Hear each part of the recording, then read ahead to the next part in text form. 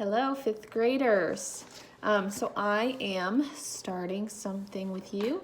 I want to do a book study each night just as a way for us to kind of spend some quality time together, even though it's all virtual, but that is a-okay. We are figuring this out together.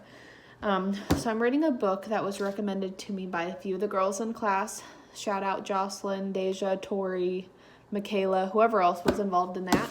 You told me to read Fish in a Tree because you guys were going to read it. Hopefully you have. If not, let's read it together. This is optional. This is obviously not a grade. Again, this is just us. Maybe 8 minutes a day sitting down and reading because I know all of you are not getting your reading done. If you are, you're the best.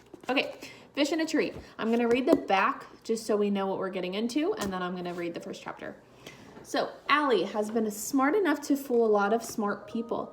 Every time she lands in a new school, she's able to hide her inability to read by creating clever yet disruptive distractions. She's afraid to ask for help after all. How can you cure dumb? However, Allie's new teacher sees the bright, creative kid beneath the troublemaker and helps to shine a light on her gifts. As her confidence grows, Allie feels free to be herself and gets to know other kids who break the mold. When the outsiders start to fit in, surprising things begin to happen in Allie's classroom that show her there's a lot more to her and to everyone than a label. Okay, chapter 1. Boop, boop, boop, boop. Chapter 1, In Trouble Again. It's always there, like the ground underneath my feet. Well, Allie, are you going to write, aren't you? Miss Hall asks. If my teacher were mean, it would be easier. Come on, she says. I know you can do it. What if I told you that I was going to climb a tree using only my teeth? Would you say I could do it then? Oliver laughs, throwing himself on his desk like it's a fumbled football. Shay groans. Allie, why can't you just act normal for once?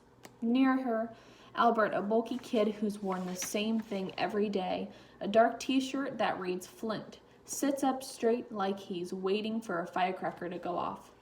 Miss Hall sighs. Come on now, I'm only asking for 1 page describing yourself. I can't think of anything worse than having to describe myself. I'd rather write about something more positive, like throwing up at my own birthday party. It's important, she says. It's so your new teacher can get to know you. I know that, and it's exactly why I don't want to do it. Teachers are all like machines that you take quarters for bouncy balls. You know what you're going to get, but also you don't. And, she says, all that doodling of yours, Allie, if you weren't drawing all the time, your work might get done. Please put it away. Embarrassed, I slide my drawings underneath my blank writing assignment. I've been drawing pictures of myself being shot out of a cannon. It would be easier than school, less painful. Come on, she says, moving my lined paper toward me. Just do your best. 7 schools in 7 years, and they're all the same. Whenever I do my best, they tell me I don't try hard enough, too messy, careless spelling, annoyed that the same word is spelled different ways on the same page. And the headaches. I always get headaches from looking at the brightness of dark letters on my white pages for too long. Mrs. Hall clears her throat. The rest of the class is getting tired of me again. Chairs slide, loud sighs. Maybe they think I can't hear their words. Freak, dumb, loser. I wish you'd just go hang out by Albert, the walking Google page, who'd get a better grade than me if he just blew his nose into the paper. The back of my neck heats up. I don't get it. She always lets me slide.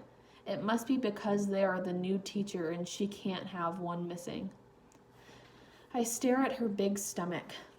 So, did you decide what you're going to name the baby? I ask. Last week we got her talking about baby names for a full half hour of social studies. Come on, Allie, no more stalling. I don't answer. I mean it, she says, and I know she does. I watch a mind movie of her taking a stick and drawing a line in the dirt between us under a bright blue sky. She's dressed up as a sheriff, and I'm wearing black and white prisoner stripes. My mind does this all the time. Shows me these movies that seem so real that they carry me away inside of them. They are a relief from my real life. I steal up inside, willing myself to do something I don't really want to do, to escape this teacher who's holding on to me and won't let go. I pick up my pencil and her body relaxes, probably relieved that I've given in. But instead, knowing she loves clean desks and things just so, I grip my pencil with a hard fist and scribble all over my desk. Allie, she steps forward. Why would you do that? The circular scribbles are big on top and small on the bottom. It looks like a tornado, and I wonder if I meant to draw a picture of my insides. I look back at her. It was there when I sat down. The laughter starts, but they're not laughing because they think I'm funny. I can tell that you're upset, Allie, Mrs. Hall says. I'm not hiding that as well as I need to. She's such a freak, Shay says in one of those loud whispers that everyone is meant to hear. Oliver is drumming on his desk now. I fold my arms and stare up at her. That's it.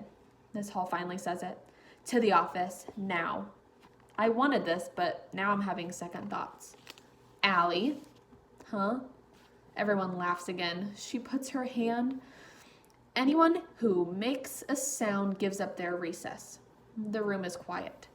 Allie, I said to the office. I can't go see our principal, Miss Silver, again. I go to the office so much I wonder when they'll hang up a banner that says, Welcome, Allie Nickerson. I'm sorry, I say, and I actually mean it. I'll do it, I promise. She sighs. Okay, Allie, but if that pencil stops moving, you're going. She moves me to the reading table next to the Thanksgiving bulletin board about being grateful. Meanwhile, she sprays my desk with cleaner, glancing at me like she'd spray me with cleaner. Scrub off the dumb.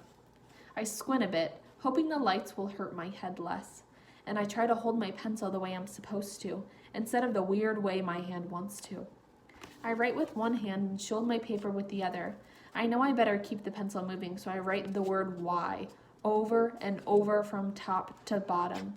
1, because I know how to spell it right, and 2, because I'm hoping someone will finally give me that answer.